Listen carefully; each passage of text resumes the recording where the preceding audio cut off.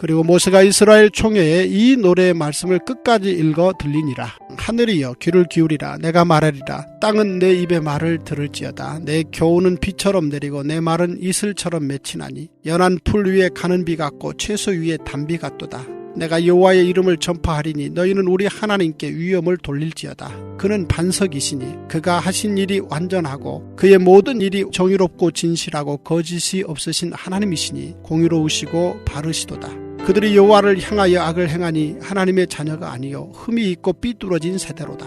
어리석고 지혜 없는 백성아, 여호와께 이같이 보답하느냐? 그는 내 아버지시요 너를 지으신 이가 아니시냐? 그가 너를 만드시고 너를 세우셨도다. 옛날을 기억하라. 역대의 연대를 생각하라. 내 아버지에게 물으라. 그가 내게 설명할 것이요 내 어른들에게 물으라. 그들이 내게 말하리로다. 지극히 높으신 자가 민족들에게 기업을 주실 때에 인종을 나누실 때에 이스라엘 자손의 수요대로 백성들의 경계를 정하셨도다. 여호와의 분깃은 자기 백성이라. 야곱은 그가 택하신 기업이로다. 여호와께서 그를 황무지에서 짐승이 부르짖는 광야에서 만나시고 호위하시며 보호하시며 자기의 눈동자같이 지키셨도다. 마치 독수리가 자기의 보금자리를 어지럽게 하며 자기의 새끼 위에 너풀거리며 그의 날개를 펴서 새끼를 받으며 그의 날개 위에 그것을 엎는 것 같이 여호와께서 홀로 그를 인도하셨고 그와 함께한 다른 신이 없었도다. 여호와께서 그가 땅의 높은 곳을 타고 다니게 하시며 밭의 소산을 먹게 하시며 반석에서 꿀을 굳은 반석에서 기름을 빨게 하시며 소의 엉긴 젖과 양의 젖과 어린 양의 기름과 바산에서 난 순양과 염소와 지극히 아름다운 밀을 먹이시며 또 포도즙에 붉은 술을 마시게 하셨도다. 기도하겠습니다. 하나님 감사합니다. 오늘 또 교회가 새롭게 출발하고 또 교회가 많은 것들을 또 이루는 날 이렇게 오늘도 말씀을 주시니 너무나도 감사합니다. 하나님 말씀은 이슬처럼 맺히고 연한 풀 위에 가는 비 같고 채소 위에 단비 같은 말씀입니다. 하나님, 그런데 이 단비 같은 말씀이 끊어지면 그 아래 살고 있는 많은 생명들이 어찌 살 수 있겠습니까? 날마다 이슬비처럼 내리는 주의 말씀이 우리에 내리지 않으면 우리는 시들 수밖에 없고 우리는 죽을 수밖에 없는 연약한 인생입니다. 오늘도 단비처럼 내리고 이슬비처럼 내리는 주님의 말씀을 사모하오니 우리 위에 흠뻑 내려주시고 그 이슬비 같은 말씀을 사모하는 모든 생명들마다 살게 하여 주시고 꽃피게 하여 주시고 열매 맺는 인생 될 수 있도록 주님께서 역사하여 주시옵소서. 오늘도 말씀을 듣고자 합니다. 말씀하여 주시고 우리 양심이, 우리의 영성이, 또 우리의 생명이 살 수 있도록 역사하여 주시옵소서. 믿사오며 살아계신 예수님 이름 받들어 기도드립니다. 아멘. 네, 이건 제 개인적인 생각입니다. 제 개인적인 생각인데요. 최근에 나온 책 중에 지금 한국 사회에서, 지금 우리 사회에서 가장 중요한 주제를 다루고 있는 책이, 그래서 반드시 읽어봐야 되는 책이 뭐냐라고 할 때 저는 팩트폴리스라는 책이라고 이제 생각을 하는데요. 이게 왜 그러냐면 지금 우리가 살고 있는 시대가 정보 과잉이에요. 그러니까 정보가 너무 많습니다. 그러니까 예전에 그런 적이 있었죠. 뉴스 채널이 3개일 때, 그리고 웬만한 사람이 영화를 보려면 주말의 명화 아니면 뭐였죠 또? 주말의 명화 말고 토요일 명화. 어쨌든 간에 그걸 보려면 이제 그걸 보는 수밖에 없었어요. 외국 영화를 보려면. 뭐 그런 시절에, 그 호랑이 담배 먹던 시절에 뭐 그런 시절이 있었죠. 그런 시절에 정보를 접할 때는 채널이 굉장히 단순했거든요. 뭐 그것도 문제였다고 생각합니다. 그런데 지금은 지상파의 채널 수만 늘어난 게 아니라 다수의 종편이 생겼죠. 그러다가 심지어는 유튜브 방송이라는 게 생기면서 1인 방송국이 생겼어요. 그러니까 제 느낌에 이제 어떤 느낌이냐면 입 달린 사람은 전부 이게 팩트라고 하면서 자기 정보를 공유하는 시대가 됐어요. 그런데 너무 혼란스러운 게 뭐냐면 똑같은 사안이거든요. 그러니까 사건은 똑같은데 말하는 사람이 너무 많으니까 서로 말하는 진실이 너무 다른 거예요. 너무.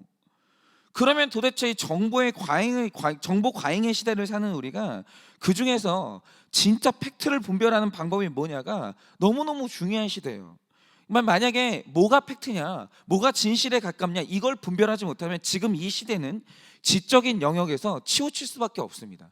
완전히 흘러 떠내려가는 거예요. 왜냐하면 극과 극이 너무 다른 극과 극이 서로 팩트라는 주장을 하는 시대에 우리가 살고 있기 때문에 그냥 흘러 떠내려가 버립니다. 그렇기 때문에 이 균형을 잡는 게 굉장히 중요한데요. 그런 의미에서 이 책이 그나마 이 팩트와 거짓을 분별하는 아주 중요한 기준을 제시해 준다라고 혼자 이제 느낀 적이 있습니다. 그래서 이 책에 대한 내용을 제가 혼자서 아주 흥미롭게 보고, 그러면 다른 사람은 이 책에 대해서 어떻게 말하는지 그 해설을 유심히 보기도 했거든요. 그런데 이 책의 내용 중에 그런 내용이 있었어요. 뭐냐, 얼마 전에 이제 시리아에서 내전이 있었을 때 시리아 사람들이 그 땅에 폭탄이 떨어지니까 그 땅을 탈출해서 좀 더 안전한 유럽으로 이제 망명을 시작했죠. 그런데 진짜 가슴 찢어지는 장면이 뭐였었냐면, 그 사진에도 나와 있었는데, 이 시리아 난민들이 유럽으로 탈출하면서 바닷길을 선택한 사람들이 있는 거예요. 이게 뭐 땅의 길은 워낙 총알도 빗발치고 폭탄이 떨어지니까 그나마 안전하다고 하는 바닷길로 이제 사람들이 들어섰는데, 그런데 이 바다를 건너는 이 방법이 얼마나 기가 막혔는지 아십니까? 여러분, 바닷가에서 살아보신 분들은 아시겠지만 바다가 결코 안전하지 않습니다. 잔잔하지 않아요. 바다라는 게 끊임없이 파도가 치고, 그 파도의 힘이면 대형 선박 하나 정도는 이 박살낼 수 있는 게 파도의 힘이고 바다의 무서움인데, 세상에 중동에서 유럽을 100길로 가겠다는 사람들이 탄 배가 어떤 배인 줄 아십니까? 고무보트예요. 그게 아니면 강이나 겨우 건널 수 있는 배에 사람이 몇 명이 탔냐? 4천 명이 탔어요. 그러니까 사람이 타면요, 배가 이게 구부러지는 거예요. 이렇게. 그 4천 명이 이렇게 타가지고 둥실둥실 떠가는 거예요. 그러면 여러분, 그 배가 바다 한가운데로 나가서 몇 분이나 버티겠습니까? 아니나 다를까 그 배가 뒤집히면서 그 위에 탔던 4천 명이 다 죽었습니다. 그래서 그 시신이 바다 위를 떠돌다가 결국 유럽 사람들이 놀고 있는 해변가에 밀려들었는데, 그 시신 중에 어린아이 시신도 있는 거예요. 그런데 이 책에서 말하는 게 뭐냐면, 그렇게 뉴스에서 떠내려온 시신들의 모습이 방영이 되니까 사람들이 열이 받아가지고 비난을 하기 시작하는데, 그러면 하나 여쭤볼게요. 이 죽음의 책임을 누구에게 돌려야 될까요? 누가 비난받아야 마땅할까요? 여러분, 일단 유럽 사람들이 그 뉴스를 보고 해변가에 떠내려온 그 어린아이, 4살 정도 되는 어린아이 이 시신을 보고 제일 많이 욕한 게 누군지 아십니까? 그 작은 배에 그 많은 사람들을 태워서 바다로 보냈던 이 망명 브로커들이 욕을 먹기 시작하는 거예요. 아니, 어떻게 돈이 아무리 좋아도 그렇지 저 작은 배에 저 많은 사람을 태울 수 있는가, 난리가 나는 거예요. 그런데 바로 여기에 문제가 있는 거죠. 유럽 사람들이 시리아 난민들 불쌍하게 여기면서 그 망명 브로커들 욕하고 있는데, 이 문제의 책임은 정말 그들에게 있을까요? 욕하고 있는 그 유럽 사람들 자신에게는 문제가 없을까요? 여기서 사람들이 훨씬 더 중요한 근본적인 질문 하나를 안 하는 거예요. 그게 뭐냐면, 그러면 그 브로커들은 왜 그 작고 낡은 배에 이 많은 사람들을 태울 수밖에 없었을까? 왜? 근본적인 질문을 안 하는 거예요. 현상만 보고 그냥 비난을 하는 거죠. 그런데 그렇게 할 수밖에 없었던 이유가 뭐냐면, 유럽의 난민 정책이 그렇게 할 수밖에 없도록 설계가 된 거예요. 이 심각한 문제가 뭐냐면 이런 거죠. 만약 어떤 배가 난민을 싣고 유럽에 왔어요. 그러면 유럽의 난민 정책이라는 게 뭐냐면, 그 배는 일단 압수해요. 난민을 한 사람이라도 태웠다 그러면 그 배는 다시는 찾질 못하는 거예요. 주인에게 돌려주진 않아요. 그러니까 세상에 어떤 사람이 비싸고 큰 배에 난민을 태우려고 하겠어요. 뺏기는데 다시는 못 찾는데. 그러니까 난민들이 배를 태워달라고, 나 살아야 되니까 배를 한 번만 태워달라고 할 때 싸고 작아가지고 잃어버려도 아깝지 않은 배 말고는 탈 배가 없는 거예요. 난민을 한 명이라도 태웠다가 그 뺏기는데 어떻게 태울 거예요? 그래서 이 문제를 해결하려면 유럽 사람들 자기들이 바뀌어야 되는 거예요. 자기들이 바뀌지 않으면 근본적으로 이 문제는 바뀌지가 않아요. 자기들 안에서 찾아야죠. 훨씬 더 근본적인 문제는 그들 안에 있는 거예요. 그러니까 이 책의 저자가 말하는 게 뭐냐면, 사람이 전체를 보는 눈이 없으면, 그냥 조각만 딱 떼가지고 보여주는 이미지만 보게 되면 절대로 이 문제의 핵심을 찾을 수가 없다는 거예요. 절대로 문제의 핵심을 찝을 수가 없다는 거죠. 조각만 보게 되면 반드시 전체를 봐야 문제의 원인을 찾을 수 있다는 거예요. 그런데 제가 왜 이 대목에 확 꽂혔냐면 이게 바로 성경을 보는 우리의 눈이 되어야 된다는 거죠. 여러분, 오늘 말씀을 보면 말씀을 보는 이 대하는 모세에 아주 중요한 태도가 있어요. 이래서 하나님이 모세를 지도자로 세우신 건데 이런 기록이 있죠. 이렇게 말합니다. 30절에 모세가 이스라엘 총회에 이 노래의 말씀을, 여기서 노래의 말씀이라는 것은 뭐냐면 이스라엘 백성들이 당시 문서가 없으니까 하나님 말씀을 전달해야 되겠는데 전달하는 방식이 뭐냐면 노래를 만들어서 외우기 쉽게 만든 다음에 전달을 하는 거예요. 구전 전달 방식인 거죠. 그러니까 모세가 이스라엘 총회에 이 말씀의 노래를 끝까지 읽어 들렸다는 거예요. 저는 오늘 본문에서 이 구절만큼 중요한 구절이 없다고 생각해요. 정말 여기까지 신명기 말씀을 함께 계속 묵상해온 분들이라면 모세가 말씀을 진짜 이렇게 대했다는 것을 알 수 있어요. 여러분 생각을 해보세요. 모세가 이스라엘 백성을 오늘 여기까지 이끄는 동안 칭찬과 영광 속에서 살았습니까? 욕 가운데 살았습니까? 여러분, 그가 이스라엘 백성을 이끌면서 들었던 건 욕밖에 없어요. 먼저는 형제인 미리암과 아론에게 비난을 받았고, 한 번은 고라 자손들이 나는 너를 인정할 수 없다고 해서 반란을 일으켰고, 한 번은 모세가 돌로 맞아서 죽을 뻔했는데 이유가 뭐냐면 물을 마셨는데 물이 쓰다는 거예요. 얼마나 욕을 먹었는지 지도자를 하면서 속이 까맣게 탄 사람이에요, 모세가. 그런데 다 죽게 생긴 노년에 또 욕 먹고 싶겠습니까? 사람이면 죽을 때만큼은, 은퇴할 때만큼은 자손들하고 좋게 지나다가 좋은 관계 속에서 죽고 싶죠. 그런데 우리가 여기까지 와서 모세가 선포한 말씀을 쭉 뒤돌아보자 이겁니다. 물론 모세가 이스라엘 백성들에게 축복의 말씀을 전해준 건 맞아요. 진짜 신명기 말씀에 읽기만 해도 소망이 되고 기분 좋아지는 말씀은 신명기 안에 다 있어요. 얼마나 좋은 말씀이 있는지 몰라요. 그러니까 우리가 가게들마다, 개업하는 집들마다 걸려있던, 액자에 걸려있던 그 좋은 말씀 있죠. 그거 다 신명기 말씀이에요. 그런데 중요한 게 뭐냐면 그가 전했던 말씀 중에 축복의 말씀보다 저주의 말씀이 5배가 많아요. 그러면 이 사실이 의미하는 바가 뭐겠습니까? 모세가 축복의 말씀만 찝어서 조각을 말했으면 그는 긍정의 사람이에요. 그런데 그가 저주의 말씀만 찝어가지고 그 조각만 말했다면 그는 지극히 부정적인 사람이에요. 병원 가야 돼요. 그런데 그는 긍정도 부정이 아닌 전체를 전했기 때문에 진리의 사람이요, 진실한 사람이었어요. 그는 조각의 사람이 아니라 전체의 사람이었어요. 그런데 오늘의 말씀 구조가 정말 신기한 게 모세가 창세기부터 신명기까지 모세 오경을 하나님 말씀을 처음부터 끝까지 다 구속사적으로 전했어요. 다. 조각만 전한 게 아니라 전부 다 전했어요. 그는 골라서 전하지 않았어요. 주신 말씀을 전체를 다 전했다는 거죠. 그런데 그가 구속사의 전체를 꿰고 나니까 내려지는 자연스러운 팩트가 있었어요. 이건 구속사의 말씀을 전체 다 봐야 드러나게 되는 팩트인데 그게 뭐냐? 문제의 원인이 어디 있냐라는 거예요. 그게 열린 거예요. 문제의 원인은 어디에 있냐? 그가 구속사 전체를 다 꿰고 나니까 내려지는 결론이 딱 2개였었는데 그게 뭐냐? 먼저 3, 4절은 하나님에 대해서 얘기해요. 신관. 그런데 그가 말하는 신관이 뭐냐? 이렇게 말합니다. 그분은 완전하시고 모든 길이 정의롭고 거짓이 없으시니 공의로우시다라는 거예요. 그가 전체를 보고 난 하나님에 대한 결론이 이거예요. 즉 하나님은 100% 옳으시더라는 거예요. 전체를 보니까. 그런데 구속사의 전체를 보고 인간을 보니 그가 내린 인간에 대한 결론이 뭐냐? 모세가 5절에 이렇게 얘기합니다. 인간은 악을 행하고 하나님의 자녀가 아니요 심이 있고 삐뚤어진 세대라는 거예요. 즉 구속사의 전체를 보고 인간을 보니 그가 내린 인간론이 뭐냐? 인간은 100% 죄인이더라는 거예요. 그러니까 이런 거죠.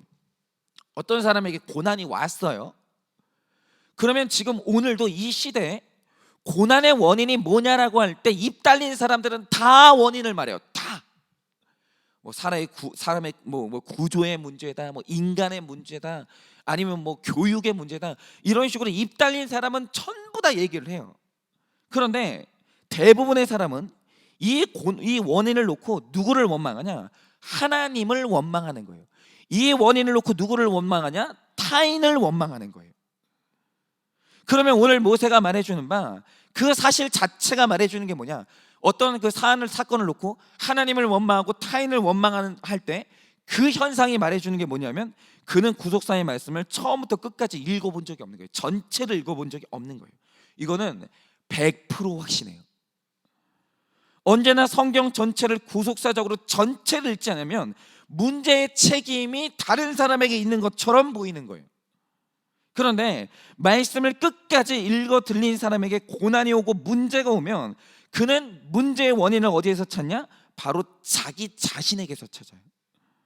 그러므로 구속사의 말씀을 처음부터 끝까지 읽은 사람만 할 수 있는 게 뭐냐? 그게 바로 회개예요. 회개는 말씀을 전체를 보고 문제의 원인에 대한 팩트를 정확히 알지 않으면 절대로 할 수 없는 게 회개예요. 여러분, 성경 전체가 말해주는 두 가지 팩트가 뭐냐? 오늘 말씀에서 하나님은 100% 옳으시다는 거예요. 맞죠?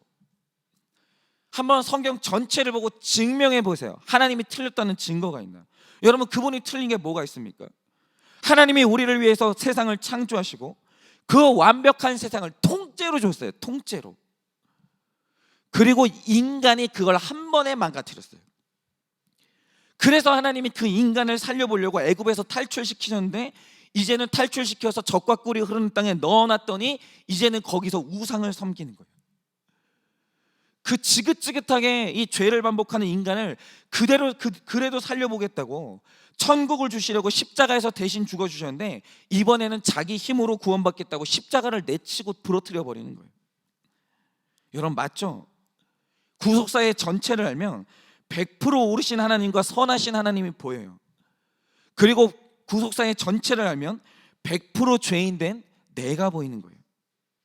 그런데 이것은 하나님의 100% 옳으심과 인간의 100% 죄인됨은 성경을 처음부터 끝까지 구속사를 본 사람만 알게 되는 영적인 팩트예요.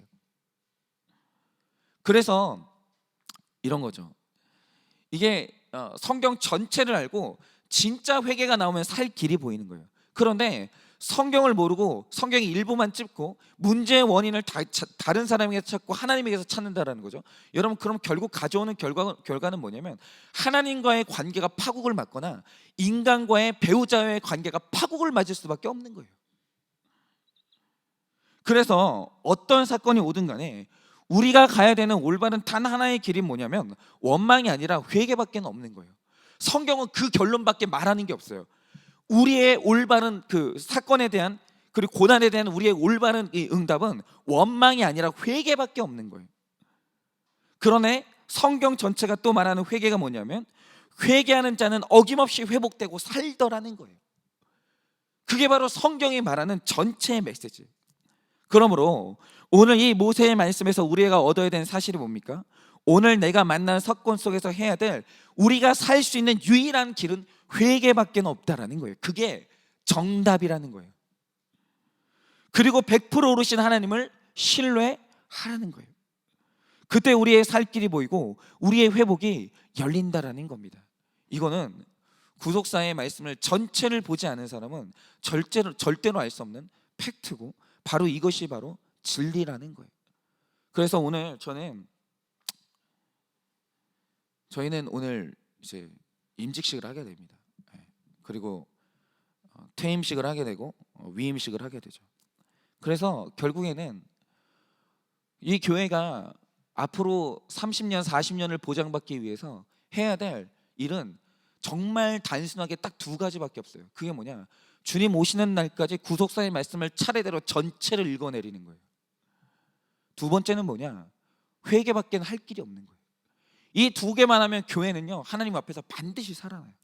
그러나 문제의 원인을 다른 데서 찾으면서 서로를 원망하고 우리가 이 가운데서 작동되는 원리를 하나님 말씀이 아니라 내가 보고 싶은 말씀을 찝어가지고 말하기 시작하면 교회는 그때부터 자기 소견에 오른 사사시대로 접어들게 되는 거예요.